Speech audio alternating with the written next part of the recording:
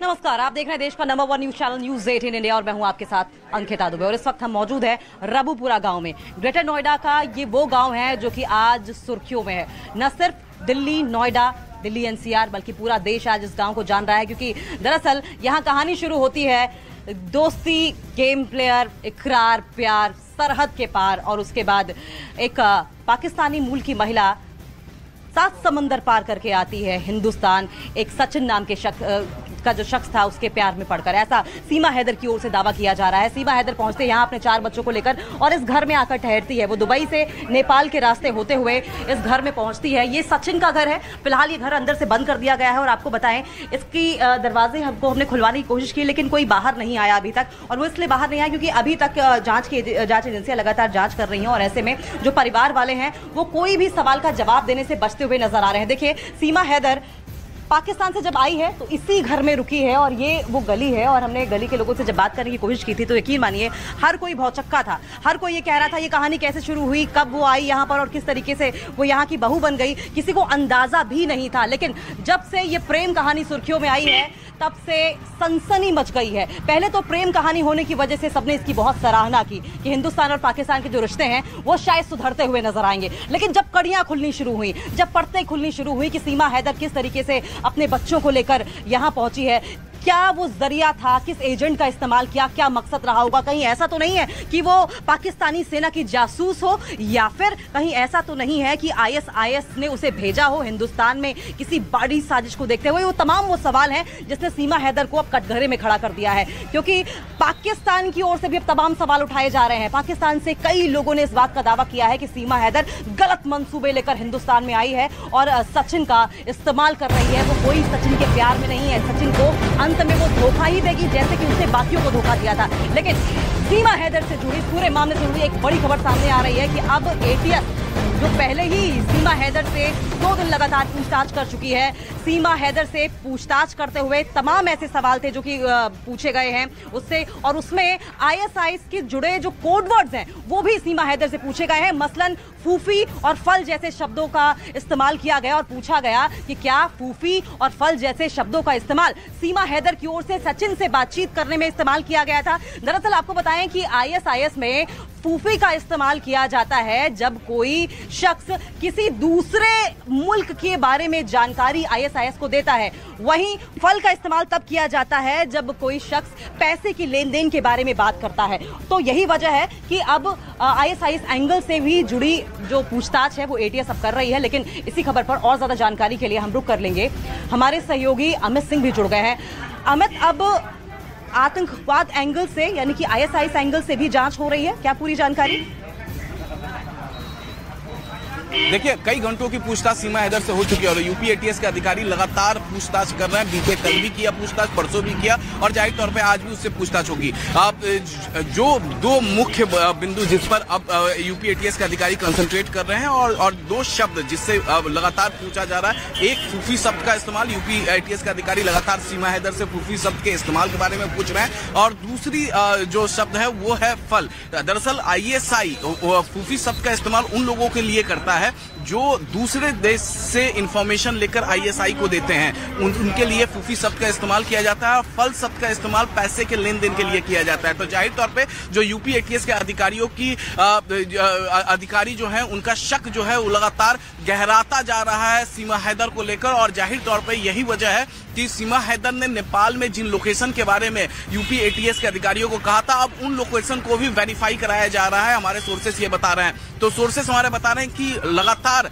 पूछताछ के दौरान सीमा हैदर कई बार रोई भी है यूपी एटीएस के अधिकारियों ने, क्योंकि काफी कड़ाई से पूछा है। रात भर उसको सेफ हाउस में रखा गया और उसके बाद लगातार उससे कड़ाई से पूछताछ की जा रही है, ताकि जो मंशा है कि प्रेम की मोहब्बत की वजह से वो यहाँ पर पहुंची है, हिंदुस्तान आई है ग्रेटर नोएडा के सचिन के घर पर, या फिर वो वाकई में आईएसआई का एजेंट है।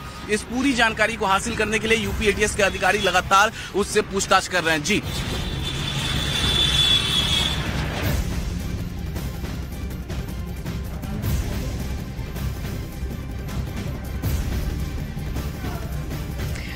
तो सुना आपने किस तरीके से कोड वर्ड्स का इस्तेमाल सीमा हैदर द्वारा किया जा सकता है और इसी के मद्देनजर यूपी एटीएस लगातार इन कोड वर्ड्स के लिहाज से भी पूछताछ कर रही है। लेकिन इस वक्त हम मौजूद हैं रबूपुरा गांव में, जो कि सचिन का घर है।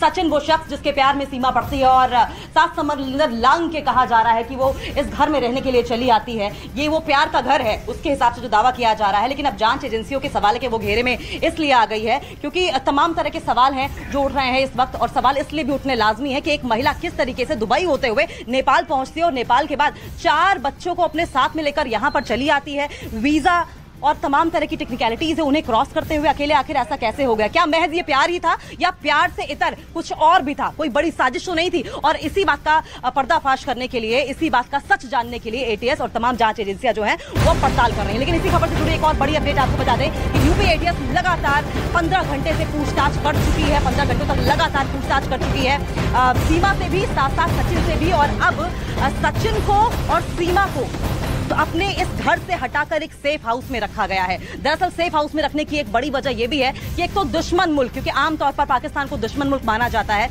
दुश्मन मुल्क से एक महिला यहां पर आती है पाकिस्तानी होने के नाते। और जिस तरीके से तमाम गंभीर सवालात अब खड़े हो रहे हैं सीमा हैदर पर, अब लोगों में आशंका इस बात की बढ़ती जा रही, कहीं ऐसा तो नहीं है कि सीमा हैदर आईएसआई की जासूस हो या फिर पाकिस्तानी सेना द्वारा भेजी गई हो, या फिर ऐसा भी हो सकता है कि यहां पर रहकर वो किसी आतंकवादी गतिविधि या किसी बड़ी साजिश को रचने को अंजाम दे रही हो। और इसी को लेकर अब जो गुस्सा है वो लोगों में बढ़ सकता है, पनप सकता है। सीमा हैदर की जान को भी खतरा हो सकता है और इसी के मद्देनजर सीमा हैदर को सेफ हाउस में रखा गया है। लेकिन एक और बड़ी अपडेट आपको बताएं कि सीमा हैदर को लेकर जांच लगातार चल रही है। तमाम केंद्रीय एजेंसियां जांच में जुटी हुई हैं, यूपी एटीएस भी जांच कर रही है। 15 घंटे की लगातार पूछताछ हो चुकी है। 2 दिन की पूछताछ पहले ही हो चुकी है और आज भी माना जा रहा है कि एटीएस के द्वारा पूछताछ की जाएगी। लेकिन आपको एक बार फिर से तस्वीरें दिखाएंगे हम। गली देखिए, इसी गली में सीमा हैदर का घर एक तरीके से है, क्योंकि सीमा हैदर का घर हम इसलिए कह रहे हैं क्योंकि वो सचिन के साथ शादी कर चुकी हैं। ऐसे में इस वक्त उनकी पत्नी कहला रही हैं और दरअसल ये सचिन का घर है। यूपी एटीएस के साथ साथ उस पर तमाम केंद्रीय एजेंसियों की नजर भी है। सीमा हैदर से लगातार 2 दिन तक पूछताछ की गई। सीमा हैदर से करीब 15 घंटे तक सवाल जवाब का दौर चला और इस दौरान सीमा से कई सवाल पूछे गए, लेकिन सीमा सवालों से बचती हुई नजर आई। कई सवालों के हालांकि जवाब भी दिए, लेकिन जांच एजेंसियों को शक है कि सीमा हैदर ने जो जवाब दिए हैं वो पूरी तरह से फर्जी हैं। फिलहाल सीमा को यूपी एटीएस की टीम ने नोएडा के सेफ हाउस में रखा है। इस मामले में अब आपको बताते चले कि तमाम तरह के सवाल इसलिए उठ रहे हैं क्योंकि सीमा हैदर कुछ दिनों से आके इस घर में रह जरूर रही थी, लेकिन वो दुबई क्यों गई, दुबई से फिर नेपाल क्यों आई, और नेपाल आने में उनकी किसने मदद की, एजेंट कौन रहा होगा, पैसे कहां से आए हैं, कौन सा वो जरिया बना जिससे कि सीमा हैदर यहां पे पहुंची हैं। और यहां पर पहुंचने के बाद, इन भारत में दाखिल होने के बाद आखिर उन्होंने कौन से संसाधनों का इस्तेमाल किया, किसने उनकी मदद की, ये तमाम तरह के सवालात हैं जिनके जवाब मिलने अब भी बाकी हैं। और यही वजह है कि यूपी एटीएस लगातार उनसे सवाल जवाब कर रही है और 15 घंटे की मैराथन पूछताछ हो चुकी है। अभी फिलहाल पूछताछ बंद है, लेकिन माना यह जा रहा है कि आज भी यूपी एटीएस सीमा हैदर साथ साथ सचिन और जो जुड़े हुए लोग हैं इन दोनों से, उनसे बातचीत कर सकती है, पूछताछ कर सकती है। लेकिन हमारे सहयोगी दीपक बिष्ट इस खबर को क्लोजली मॉनिटर कर रहे हैं, हम उनका रुख करेंगे। दीपक, जिस तरीके से 15 घंटे बताया जा रहा है कि लगातार पूछताछ हुई है, और क्या उम्मीद करें कि आज भी यूपी एटीएस और केंद्रीय एजेंसियां सीमा हैदर सचिन से पूछताछ कर सकती हैं, क्योंकि जवाब जो है वो संतोषजनक फिलहाल दिखाई नहीं दे रहे हैं। देखिए, बिल्कुल अंकिता, सवाल अभी भी उसी तरह से बने हुए हैं क्योंकि कई सारे रूट्स हैं उनको चेक किया जा रहा है। साथ ही बॉर्डर के पास खासतौर पर हम लगातार यही सवाल उठाते हुए आ रहे हैं कि किसी एजेंट के थ्रू उसे यहाँ पर भारत में दाखिल करवाया गया था। उस एजेंट का नाम अभी तक सीमा के जुबान से नहीं निकला, यानी वो कुछ ऐसे नाम उनके एजेंसियों के सामने रख रही है जो गलत हैं और उनसे कोई कॉन्टैक्ट नहीं हो पा रहा, उसका कॉन्टैक्ट नंबर नहीं दे पा रही है वो। साथ ही जो चैट डिलीट की गई थी, उस डिलीट हुई चैट में कई ऐसे अननोन नंबर है जिनके बारे में पता लगाना चाह रही है एटीएस, और इसी वजह से अभी तक जो डेटा रिकवरी की जा रही है, उसके अलावा फॉरेंसिक जांच जो की जा रही है, वो सब कुछ अभी जांच का विषय है। लेकिन सवाल जो है अभी भी बदस्तूर उसी तरह से बने हुए हैं क्योंकि जब तक एटीएस को जवाब नहीं दे पाती है सीमा हैदर, तब तक उसे लगातार पूछताछ के दायरे में रखना होगा। वहीं दूसरी तरफ डिपोर्ट करने की भी प्लानिंग कर सकती है क्योंकि अवैध रूप से वो भारत में दाखिल हुई थी और भारत में दाखिल होने के समय ना ही उसका वीजा था और उसके अलावा पासपोर्ट में जो उसकी एज है और उसका जो गुलाम हैदर के साथ निकाहनामा था, उसमें भी कहीं ना कहीं बड़ा यहाँ पर गालमेल नजर आ रहा है और इसी वजह से अब उसकी उम्र को लेकर भी जांच तेज कर दी गई है। तो कई ऐसे सवाल हैं जिनके लिए एटीएस को अभी भी जवाब यहाँ पर नहीं मिला है और इसी वजह से आज तीसरे दिन फिर एक बार पूछताछ करेगी एटीएस की टीमें और कोशिश यही की जाएगी क्योंकि सचिन और सीमा, उसके अलावा उसके जो सचिन के पिता हैं, उनसे